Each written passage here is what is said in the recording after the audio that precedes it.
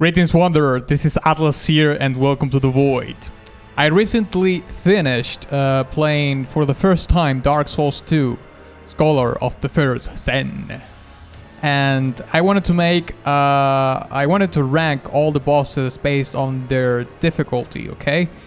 Now, I want to clarify that this is to my own experience, okay? The first Dark Souls game that I've ever played was Dark Souls Remastered. It was last year, and I think that I came out of Dark Souls Remastered a little bit battle hardened and more experienced towards Dark Souls 2. So I think in a sense Dark Souls 2 was a way more easier experience overall because I went through so much pain in Dark Souls Remastered. So I just want to point that out, okay? So with that being said, let's start right off with Ava right here, which is the first boss that we have here. Where is the... Okay, here it is. There we go. Okay, Ava. I think I killed Ava in like 2 tries or something like that. It wasn't that difficult. However, I must point out that I didn't fight Ava being invisible, because I went and I found the eye of the sorcerers or whatever it's called, so I was able to see Ava while I was fighting him, which obviously makes the fight incredibly more easier than the other option. Ava has very large. It has a lot of range of a large motion of range in his attacks. You know, like the pause range. He can get to you very easily if you're not like 1,000 miles away from him. Okay, so Alba has that going on for him. Also, he has a fair amount of mobility, which makes it more threatening, of course. But at least for the most part, in terms of the casting attacks, you know, that he has, like the charging attack that he has, the AoE charging attack, and the other spell that he uses, it's like 5 stalagmites, ice stalagmites or something like that. It's not that hard, to be fair. The other thing is that I was using the bewitching alone sword, which helped me a lot, because at the time I was fighting this boss, I was, you know, pretty juiced up in power, and I had a very good equipment, and that weapon, probably the bewitching alone sword is my favorite weapon in the whole game. So in that regard, I'm going to place Ava in maybe C tier, okay? It's like average difficulty, okay? If it was invisible, another story will be told, but that was not the case. So let's move on to Aldia, okay? So Aldia, it's like a sitting duck, okay? The only mobility he has is his teleport, but other than that, he's just a sitting duck. You could... if you're a melee player, you know, if you're playing with melee, you just have to wait for the fire to dissipate, and you can go in and attack, or you can risk it and lose a little bit of health, apologies, while attacking Aldia. But other than that, it's just a very easy battle overall. Obviously, you have to be very careful of the attacks, the fireball attack, which does a ton of damage. And the tricky part, maybe in general, is that Aldia does this fireball. It has to charge the attack for a long time, so that could throw you off a little bit. You know what I mean? Because you don't know when it's going to cast the bloody fireball. But at the same time, as long as you don't stay close to Aldia while it's casting the fireball, just wait, you know, wait in the open for the fireball to be casted. It can be very easily dodged because it's a very slow, you know, sorcery or casting, and then you go in and you just kill him. It's very easy. So I will say that Aldia is going to be a D tier. Okay. Now moving on, we have Seer Alone. Now Seer Alone is one of the best Dark Souls 2 fights, I would say. I'm not going to say that I struggled too much with Seer Alone, but it is a mean boss to fight because he has a ton of mobility. He's really fast. The reach of his sword is pretty mean. And you know, those three elements are very threatening by themselves. You know, fast attacks, fast mobility, like it's a little combo, right? However, at least in my experience, it was fairly. I could fairly get the gist of the fight fairly fast. Okay, I died very, very fast the first couple of times that I fought Seer Alone. I think it took me like 5 or 6 tries to kill him. But once I got, you know, the attack pattern, how he charged his charging attack, and so on and so forth, it wasn't that difficult after all. Okay, so I'm going to place a Seer Alone on an A tier. Okay, I think A tier is, yeah, I'm gonna play. I think it could be also a B tier, but I'm gonna leave it in A tier because it was it is a threatening boss for sure. Okay, so let's I had like a mental collapse there. Executioner Chariot. Okay, again, this boss was not that difficult for me. However, I will say that it could potentially be a very hard boss if you don't know what to do, which, you know, you have to pull the lever so the chariot just stops doing the circuit in the Colosseum. If you don't know that, yes, it can become significantly, exponentially more difficult. The only thing that this boss was sort of annoying in a way is the mobs that are in the way, you know, in the circuit of the chariot, because you have like skeletons and you have the casters or the summoners there in the gaps where you should go to, you know, avoid the chariot from basically destroying you. So that's the only thing that really is sort of annoying in this fight, and it can be a hassle. But for the most part, if you get to the pole, if you get to pull the lever, then it's I would say it's fairly easy. Like the chariot, the horse is not really so much of a threat. It's very easy to telegraph his attacks and whatnot. Okay, so I think I'm going to place Executioner Chariot on C tier. All right. Okay, Covetous Demon. This was a joke. Incredibly low mobility. Even when he hits you, he doesn't do like an insane amount of damage. Well, I suppose that depends on which soul level you are, but on how much you know, how you have invested in your health. But in my experience, it wasn't hard at all. So yeah, the only thing that he has for himself is like the rolling attack that he does on you that can potentially do a lot of damage, and that speeding attack that it has, which is incredibly easily avoidable. So I'm going to place this in D tier,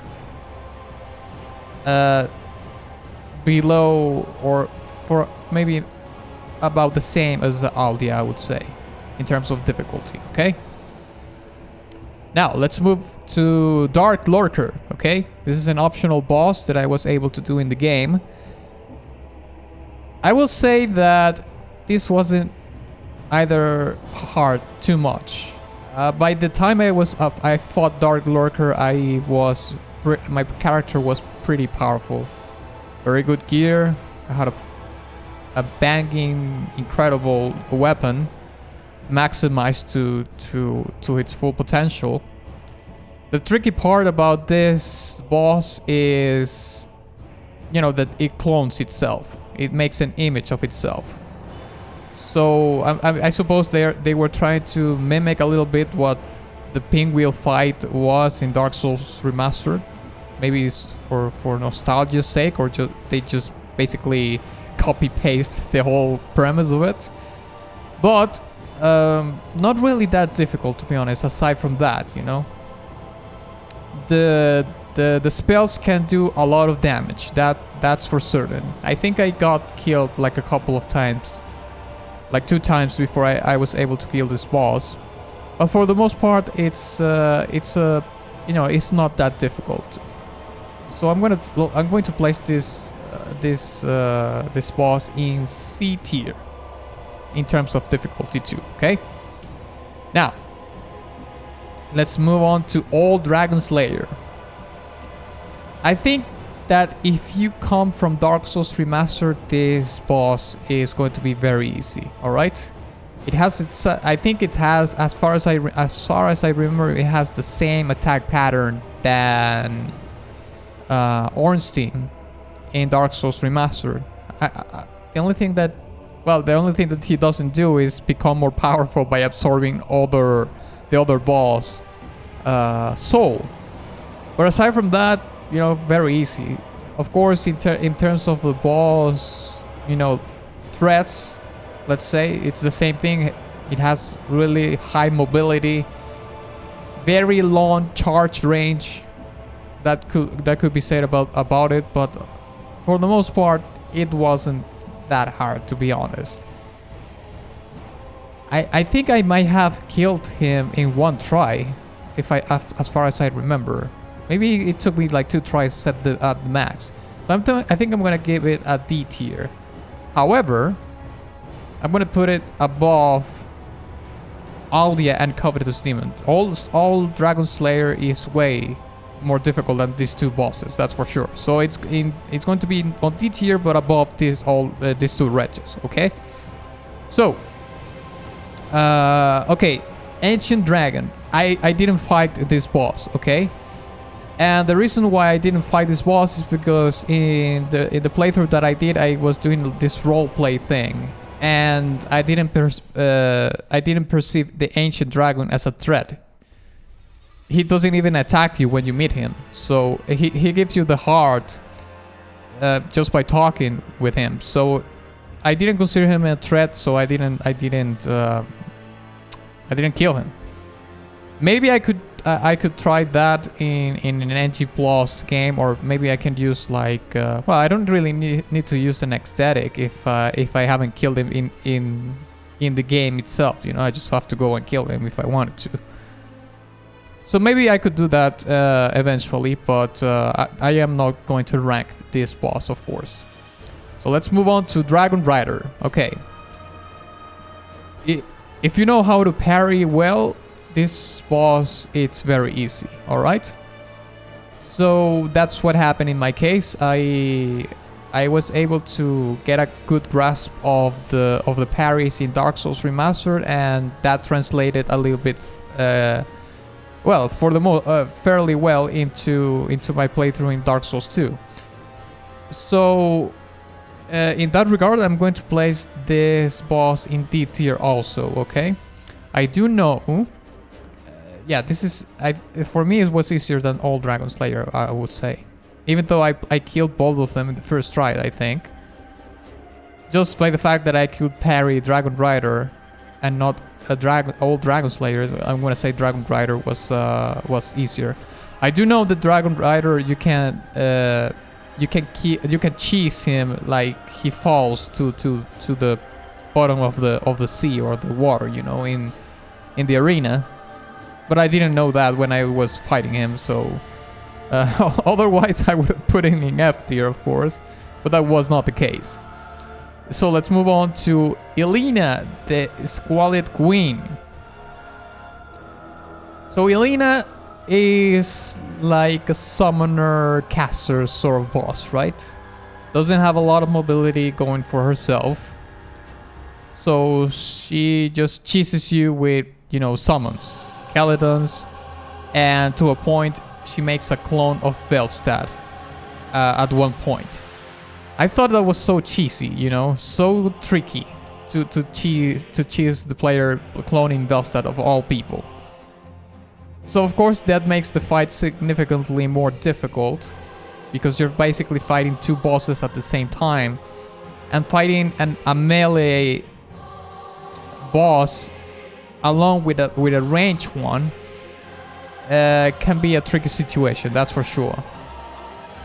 However, if you just focus Elena and you just, you know, kite a Velstad throughout all the arena, and you go in Elena and you do this sort of guerrilla warfare sort of thing, you know, when you go in, you go hard, and you get out and do and you rinse and repeat. It can be a fairly easy battle, okay? So I think I'm gonna place this boss fight in C tier, but it's going to be below this, all this. Yeah. Well, maybe... Yeah. I think I'm gonna leave it here. Yeah, let's leave it there. Okay, let's move on to Duke's Dear Freya. I don't think this boss is that hard again. I know I sound like a scratch record right now, but like the Duke's Dear Freya doesn't have a lot of in itself going on. Like, it has extremely low mobility. It has two weak points, which is the front face and the back face.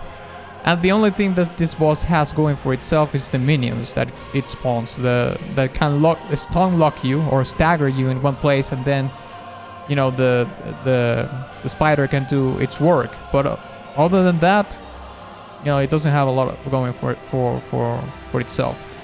The spells that she uses, it's you know, the laser beam or whatever that she has can do a lot of damage. It can drop you towards the, you know, the chasm that is in the arena, which happened to me. But for the most part, yeah, it doesn't have a lot of going on.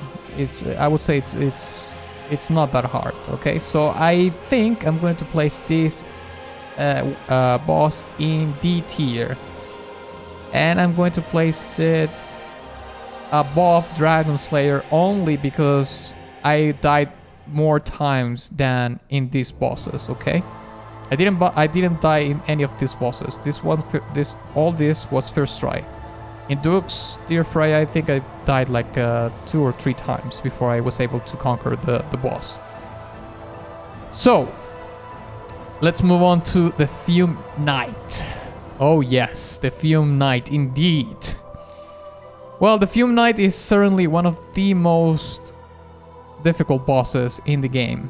This was like my second filter, you know, like I got to the Fume Knight, and it was certainly one of the most difficult challenges that I had in the game.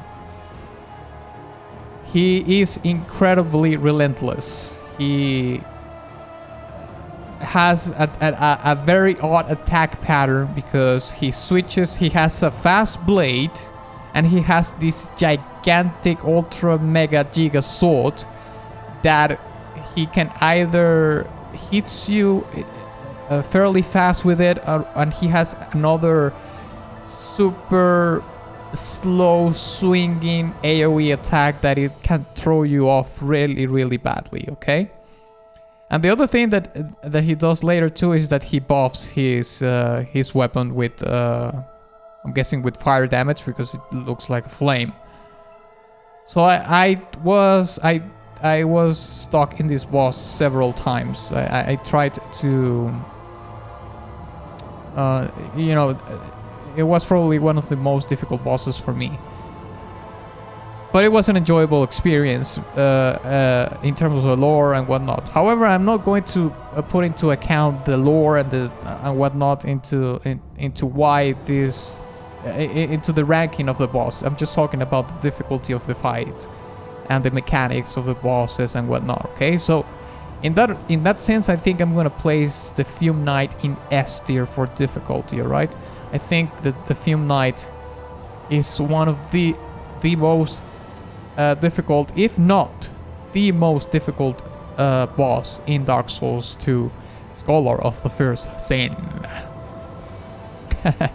Okay, so let's move on to Belfry Gargoyles. I'm going to place this straight in D tier. This is another copy-paste boss battle, but it's even cheesier than before because you have 5 gargoyles attacking at the same time. Super cheesy. I didn't die to this boss. I was able to kill all the gargoyles in one try. But again, I had the experience for Dark Souls Remastered, you know, it's fairly fresh. I came fairly fresh into this game from my Dark Souls Remastered playthrough, which I did twice. I finished the game and then I did an NG Plus run on a stream. So, you know, I was battle hardened to be able to take them on. So yeah, it's going to be a D tier for me. Same mechanics as in Dark Souls Remastered, so there's nothing much to explain in that regard. So let's move on to the Giant Lord. Okay, the Giant Lord, I'm going to place as well in D tier. The Giant Lord doesn't have too much going for himself. Insanely slow, very low mobility. The only thing he has for himself is that if he catches you with one of those sword swings, it does a ton of damage. But you have a very wide space to heal and to recover yourself if that happens. So yeah, this boss is not really difficult at all. I'm not going to put it in F tier because I'm saving F tier for a boss in specific, and I kind of get the sense that you already know which one is going to be, but I'm gonna save that for later. Let's just move on. Okay, the Guardian Dragon. This is the dragon that you fight in Aldia's Keep. Okay, I'm going to place the Guardian Dragon in D tier as well. I'm gonna place it right here. Very easy boss. He just, I mean, like the casting attacks that he has, which will be like the fire breath, doesn't have a lot of AOE. Like for example, when you fight Calamite, for example, right? Doesn't have a lot of AOE in the Dragon Breath. As long as you stay within very close melee range, the dragon is not going to be able to hit you with the tail or with his mouth or whatnot. And when he goes flying off and you know attaches to the cage, you just have to go away, and that's it. It was a pretty easy battle. So yeah, I that's another one of those bosses that I didn't die. You start to notice that there's a pattern here, right? I didn't die to a lot of the bosses. Like, I was able to kill a lot of the bosses of this game in one try. So obviously I'm going to attribute that to the experience that I got from Dark Souls Remastered.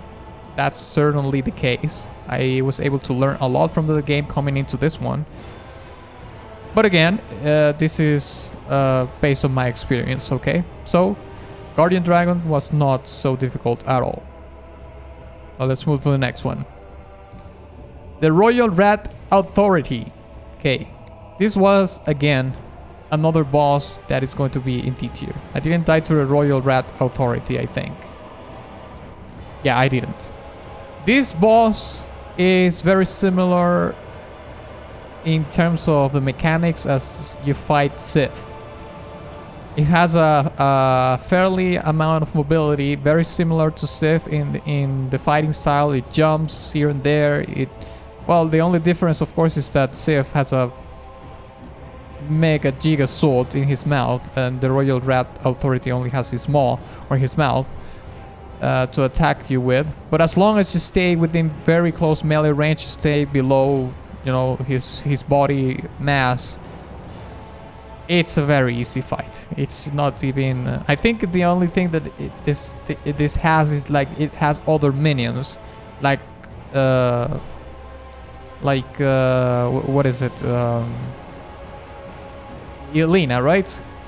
But the thing is that the Royal Rat Authority is not a caster, so once you kill the other rats, it's like it's a breeze from there.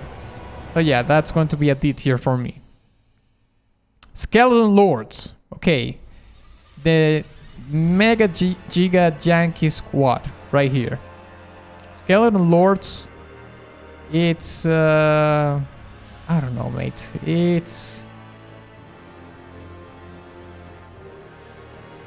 I'm gonna place it in D tier 2. I didn't die with to this boss too. I was very concerned because there's a lot of minions in that arena, but they have a fairly low amount of mobility. And to be fair, you know, it wasn't that difficult. You just have to kite the whole mob, you know. And you just fight the front line. You attack them, go back. Attack them, go back. And if you kill the skeleton lords first, the 3 skeleton lords first, that's a plus. So again, not that difficult. The last giant. It's exactly the same thing as the giant lord. Exactly the same thing. Very low mobility. Very low slow attacks. You can telegraph everything that he's going to do, like the stomps and the swinging of his hands, and ultimately the arm that he rips from himself. So nothing else to add about that. It's going to be a D tier. Didn't die to this boss either. Probably Magus. Okay, this is going to be F tier. Nothing quite really exciting about this boss. I think this should have been just like regular mobs in that chapel. Okay, it wasn't not necessary to make this mob of wretches boss battle at all. It should have been just like a regular mobs in obviously like unique to the area, but nothing much going on about the Prowling Magus. A couple of casters and a bunch of wretches that are super slow. They're not going to be able to catch you ever.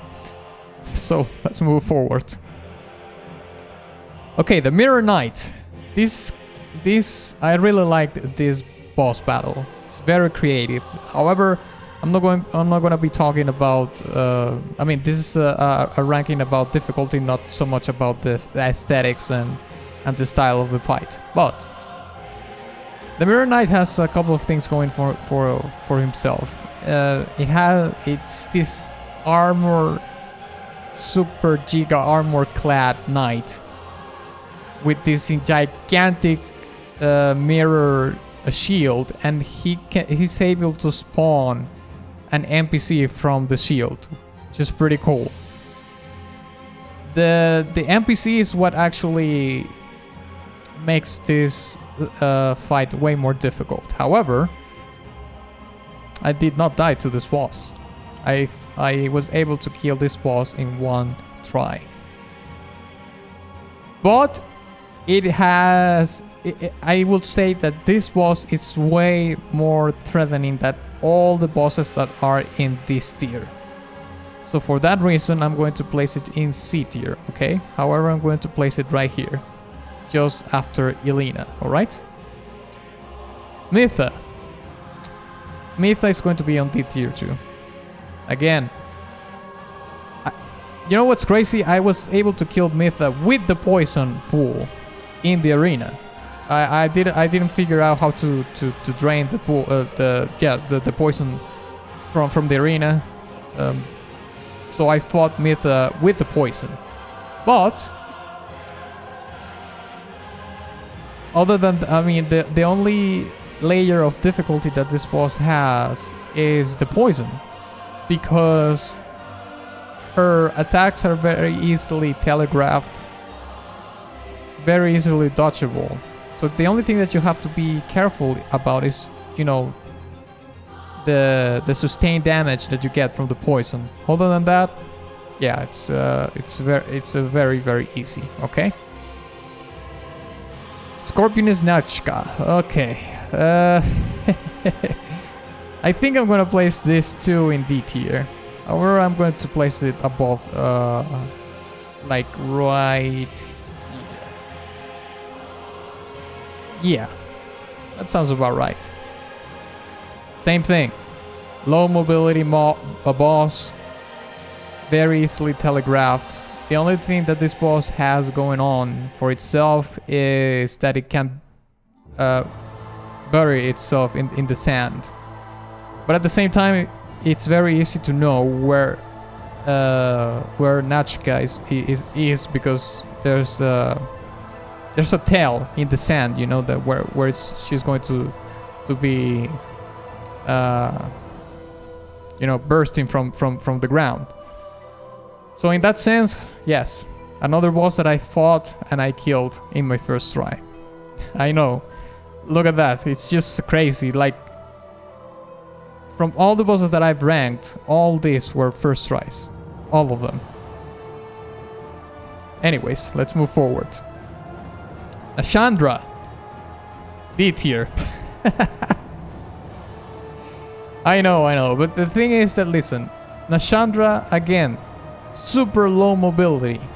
She casts these cursing orbs in the arena, but then she gets out of the range of the orbs to attack you with the side, and the side is very easily avoidable. The attack is slow enough to telegraph easily.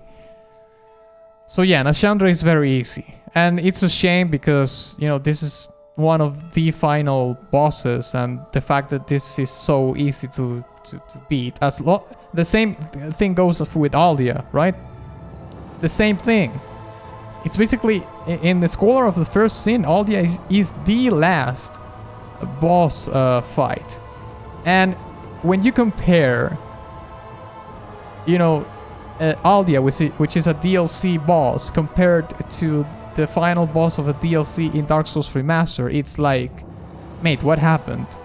Manus, to me, was the hardest boss in Dark Souls Remastered. I mean, you compare Manus with Nashandra, and it's like, really? So yeah, Nashandra was a disappointment in that regard. Not an exciting boss battle for a final, for the ending of a game. But anyway, let's move forward. Old Iron King, D tier. No, let's put this in C tier. Yeah, I think I did die yes, I did die a couple of times to Old Iron King, because he pushed me towards some lava places here and there. Other than that, you just have to like the threat in that fight is your positioning. You have to be very careful where you position yourself, because most of the time the lack of awareness of your position is what is actually going to kill you, not the boss itself. The boss itself, again, super slow. It's basically fixed in one place all the time. It's a sitting duck. So it doesn't have a lot of things going for himself other than the lack of awareness that the player might have in the arena, which led me to my death in a couple of occasions, okay? So that's basically what's going on in that fight.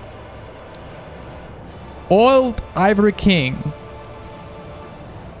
I'm gonna place this boss in B tier, okay?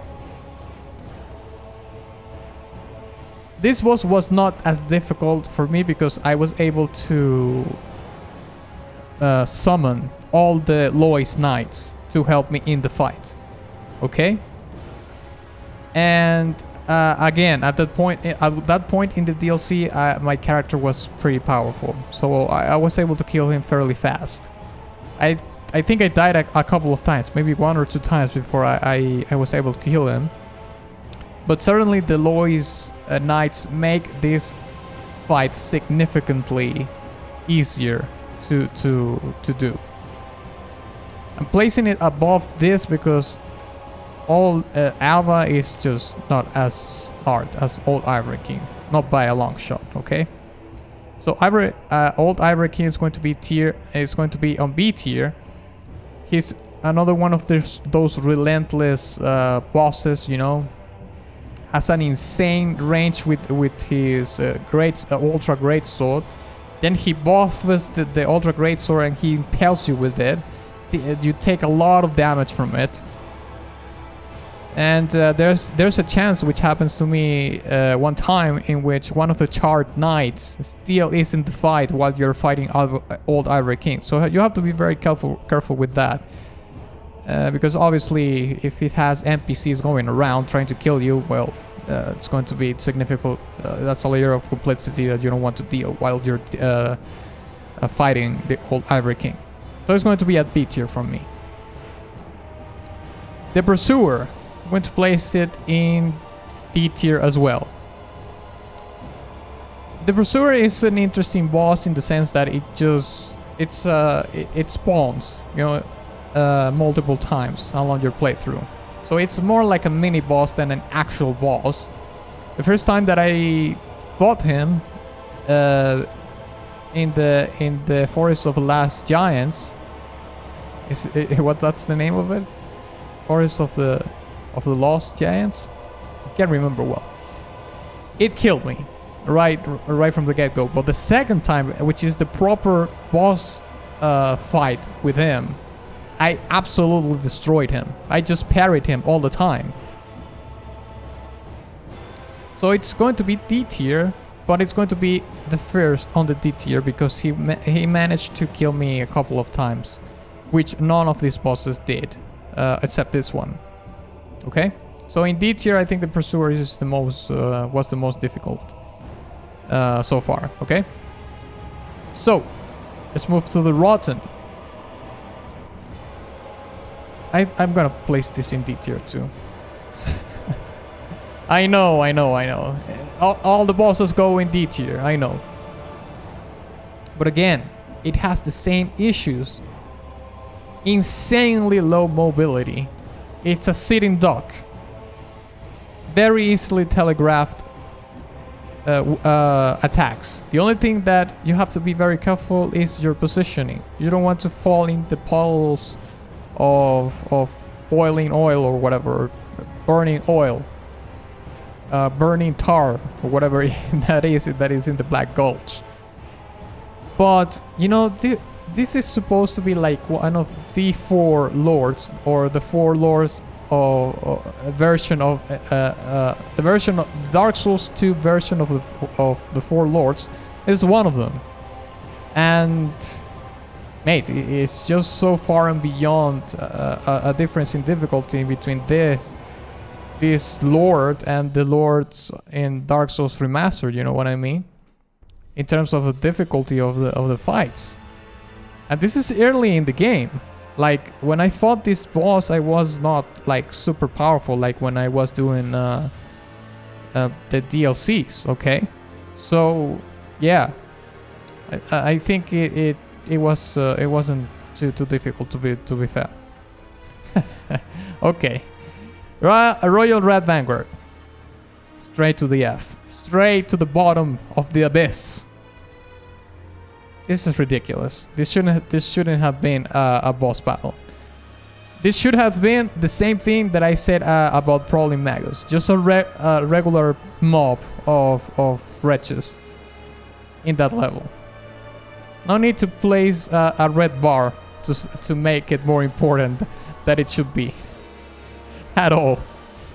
This is the worst boss battle in the game, probably. And in between Dark Souls Remastered and Dark Souls 2, this is the worst boss in those two games. I can't say for Dark Souls 3 because I haven't played it yet, but yes, Royal Red Vanguard, straight to the bottom of this list.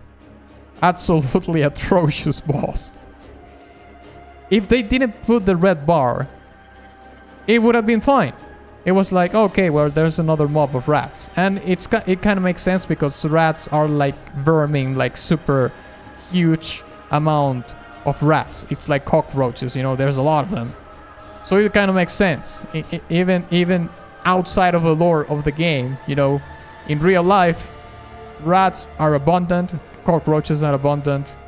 It makes sense that they are like in this sort of mega pack. You know what I mean? So if they decided to take off the red bar, it would have been completely different. But anyways. Okay, let's move on to the Ruined Sentinels. I think I'm going to place the Ruined Sentinels in B tier. I'm going to tell you why. This is the second boss, I think no, this is the third boss. Was it the third boss? I think it was the third boss that I played against, because the first one was the Dragon Rider, was it? No, it was the Last Giant, then the Dragon Rider, and then Ruined Sentinels. And to me, the Ruined Sentinels were like the first, you know, stop, you know? Like the first boss battle with which I had the most difficult time with. I did die several times to the Ruined Sentinels. So, you know what? No, I'm going to place the Ruined Sentinels on A tier. Yeah. Because this and this were the bosses that I said that I consider like they were a stopping point. Like because listen, look at this. I was blazing through the game. Look at this. Most of these bosses were a first try. Most of them. And these were a breeze too. I didn't die to this. I didn't die to this. No, wait. I did die to this. But you know, one first try to a couple of tries in this area. But these two bosses were the ones that I had several tries. Okay. So of course, the Ruined Sentinels have a couple of things going for them.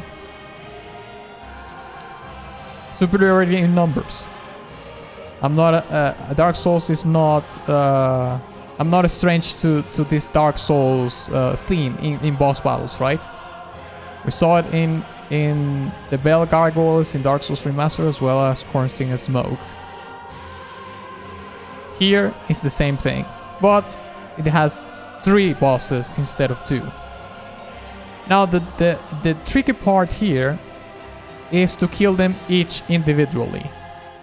The first one you can kill fairly easy on top of a platform, but if for some reason that one just drops you because it hits you and it drops you from the platform, it's going to be very difficult. You can parry them, but in the time you're parrying them, the other ones are going to attack you as well.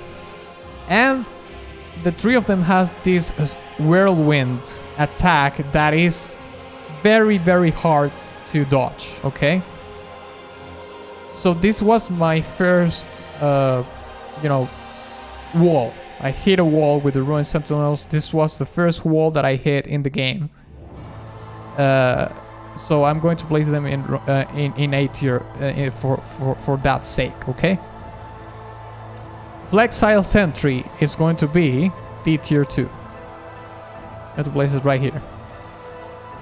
The reason why I'm placing it here, because first of all, first try boss again, and secondly is that there's a very fatal flaw. Well, I wouldn't say this is a flaw in terms of design, but there's something that you can exploit very easily in the arena, and it's the middle pillar, you know, wooden pillar that is in the middle of the arena.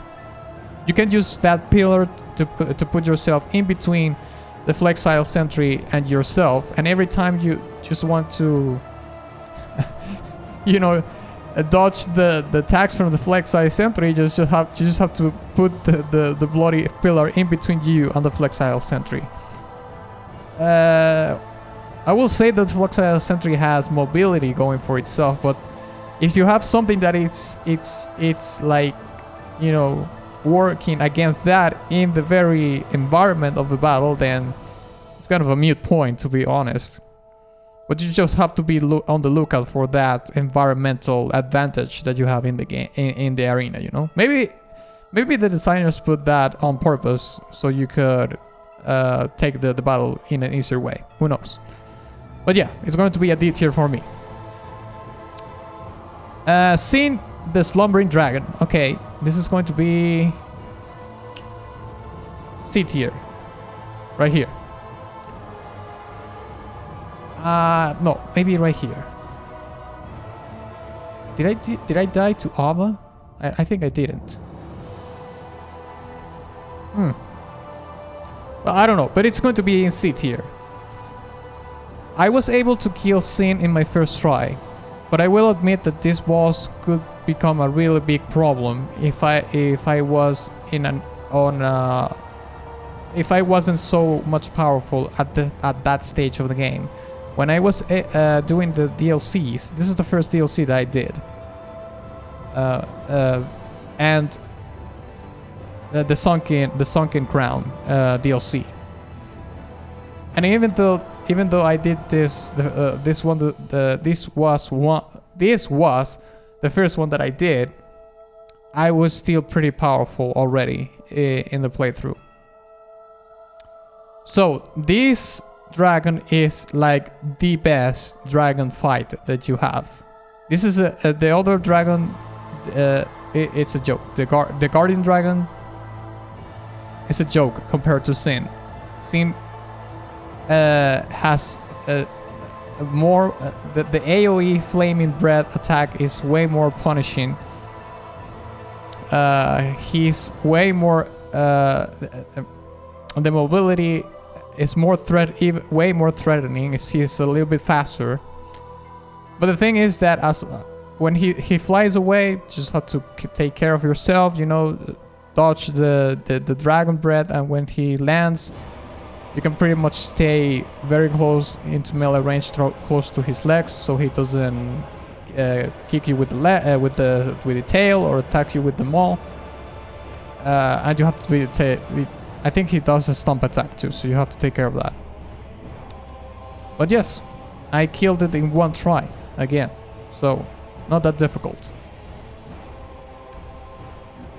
The Lost Cinder. Okay, this is going to be the tier 2. I killed it in one try too, I think. 1 or 2 tries. However, I will say that I did like the arena, okay? I liked the 2 cauldrons that were in the arena. So I know that makes the fight significantly more easier. So if you do that, you're gonna have a way easier time fighting the Lost Sinner. Not really that difficult, to be honest. You can even parry the boss. I did parry the boss like once or twice, but I decided to just go with the dodge approach to fight it overall. But other than that, really, like the attacks easily telegraphed. It has a lot of mobility going for it, or for her, I should say. But other than that, not really that difficult, to be honest. All right, so why do I have a skeleton's lords here again?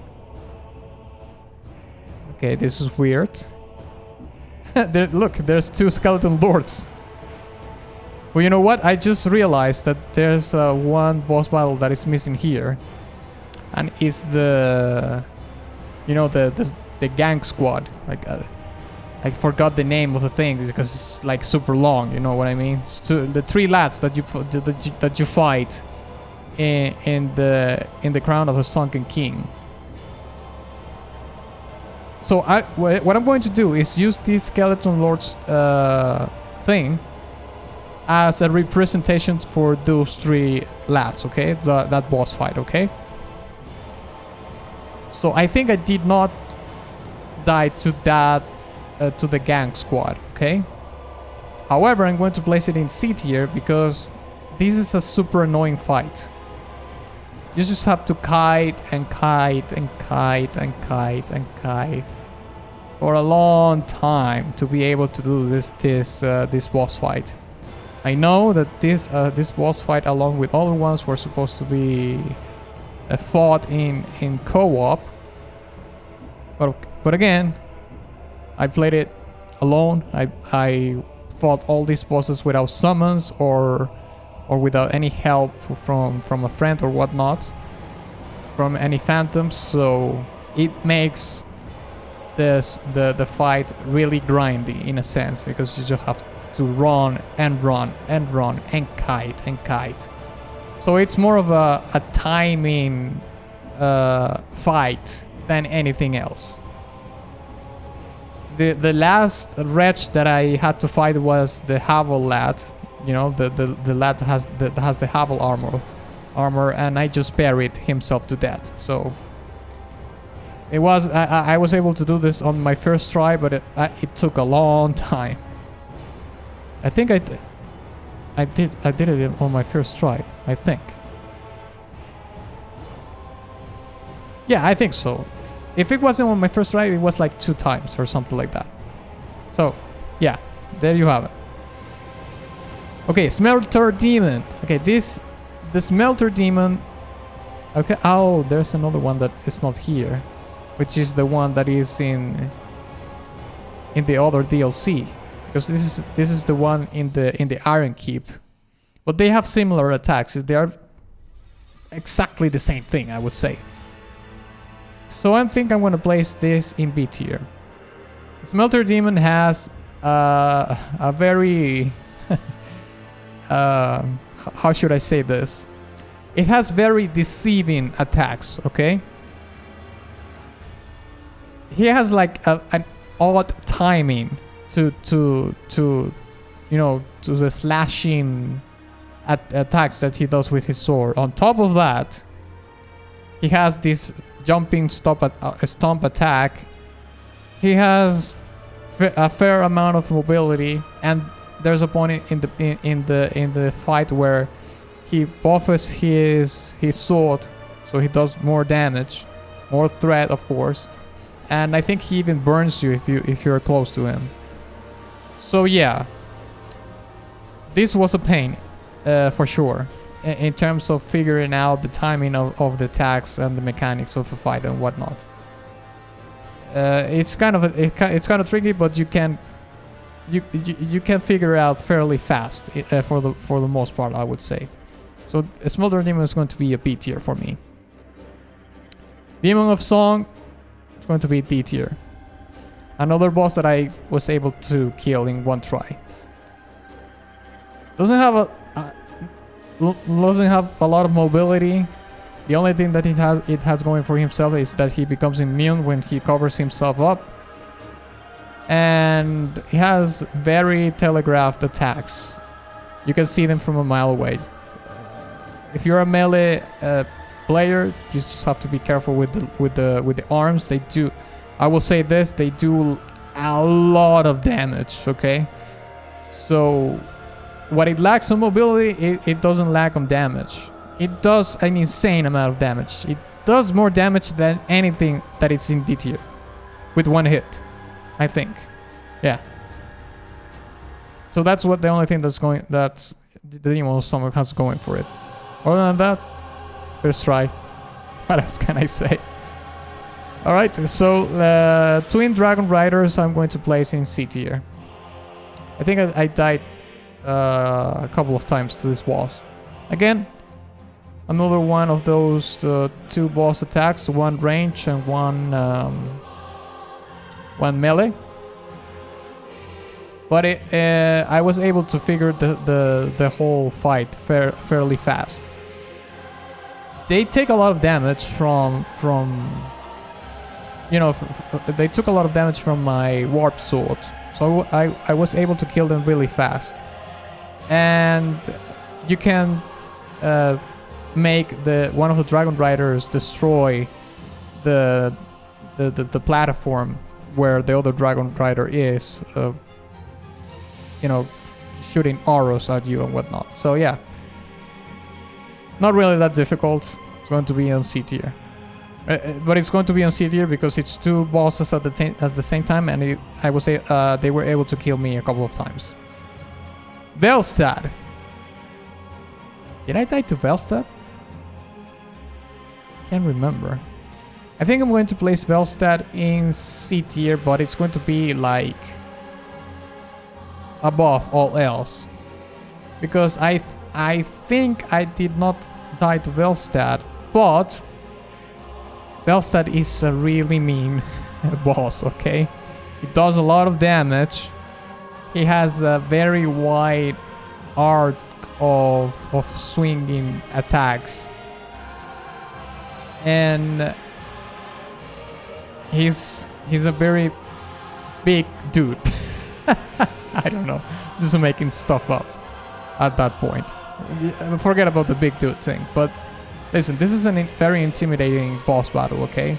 Guy is huge, he has a massive, colossal weapon, and he does a lot of damage. However, he doesn't have a lot of mobility going for himself. I think you can parry this boss. I didn't do it myself because I didn't know you can parry him, but apparently you can. So if you can parry him, like I think I didn't die to this boss, and I just dodged his attacks. But if I knew I was able to parry him, I would put him in D tier or something like that. Okay. However, I do know that a lot of people have a lot of trouble with Velstad in general, as a consensus, I think. But to me, it wasn't that difficult. Okay, we're almost done here. So Vendrick is going to be C tier, which is crazy because Vendrick it's like as hollow as it gets. Obviously, the thing that Vendrick has going for him is that he's insanely tanky. He's the most tanky boss of all the game. Has a ton of health. It's like a damage punch. And he does a lot of damage. And you know what's funny? I'm going to place him right here above everything else. Vendrick killed me a couple of times, even though he's like insanely slow and whatnot. And when I fought Vendrick, I think I finished the DLCs already. So imagine that. I finished the DLCs and I went to kill Vendrick, and then I went to kill Dark Lurker, and still he was able to kill me. With one swing, he was able to drain more than half of my health with one swing. So for that reason, I'm going to put it on C tier above everything else, which is crazy. All right, now the final one: Throned Watcher and Defender.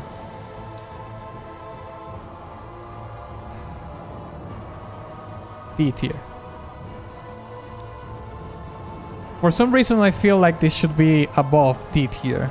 But the thing is that when I fought the Throne Watcher and Defender, I was just so powerful. If you watch my playthrough, you will see that by using my Bewitching Alone sword, I was doing so much damage to them. So much. I feel like it should be above that, because first, it's one of the ending bosses. It's the first ending boss. And still I didn't feel like it was that difficult. And the second thing that it has going for it is that it's 2 lads. You know, or, well, I don't know if one of them is... one of them looks like it's a lady, but I don't know. But for the sake of it, let's say it's 2 lads. It's 2 lads adds a layer of complexity, but you will think that you will have more of a challenge with an ending boss, you know. And the insane thing is that you have 3 bosses in a row at the end of this game, and still they were very lackluster in terms of the challenge, okay? So yeah, I killed the Throne Watcher and Defender, Nashandra, and obviously Aldia all in one try. So yeah, it's a shame. But yes, Fume Knight and Ruined Sentinels and Seer Alone. This triumvirate right here. This is where it gets good in terms of the challenge of the game, okay? So that's going to be the end of it. Like I said before, Ancient Dragon I didn't fight. But this is the ranking that I'm doing based on my experience with Dark Souls, Scholar of the First Zen. Thank you very much for watching this video. If you enjoyed it, please give it a like and share it with your friend. Also, please don't forget to visit my Patreon, my Ko-fi profile, and my Ko-fi store in case you want to support my work further, and my Teespring merch shop. And of course, ex nihilo nihil fit.